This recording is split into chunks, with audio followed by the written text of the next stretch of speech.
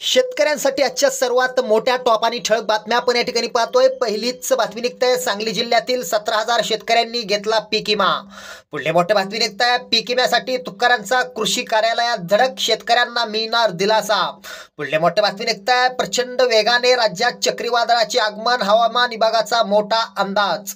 पुढे मोठी बातमी निघताय, सोलापूर बाजार समितीत कांद्याच्या दरात घट, शेतकऱ्यांना चिंता। पुढे मोठी बातमी निघताय, सरकार कृषी मार्केटिंग कायदा आणणार, शेतीमाल बाजार व्यवस्थेत सुधारणा करण्यासाठी सरकारचा पुन्हा पुढाकार। पुढला मोठी बातमी निघताय, लाल कांद्यामुळे शेतकऱ्यांच्या डोळ्यात पाणी, क्विंटल मागे मोठी घसरण। पुढल्या मोठ्या बातमी निघताय, दुधाचे खरेदी दर कमी झाल्याने दूध धंद्याला उतरती कळा। पुढल्या मोठ्या बातमी निघताय, ज्वारीचा पीक विमा भरण्यास मुदतवाढ द्यावी, स्वाभिमानी शेतकरी संघटना आक्रमक। पुढल्या मोठ्या बातमी निघताय, दूध उत्पादकांच्या खात्यावर 15 कोटी रुपये, आणखी 11 कोटी रुपये मंजूर, उरलेलं अनुदान ही मिळणार, शेतकऱ्यांना दिलासा।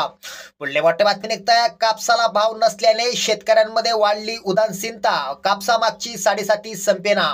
पुढल्या मोठ्या बातमी निघताय, शपथविधी सुरू होतात, शेतकऱ्यांसाठी मोठी घोषणा, शेतकऱ्यांना कर्जमाफी व शेतकरी सन्मान योजनेत 15,000 रुपये, शेतकऱ्यांना मिळणार दिलासा। शेतकऱ्यांसाठी या होत्या सर्वात मोठ्या टॉप आणि ठळक बातम्या। धन्यवाद।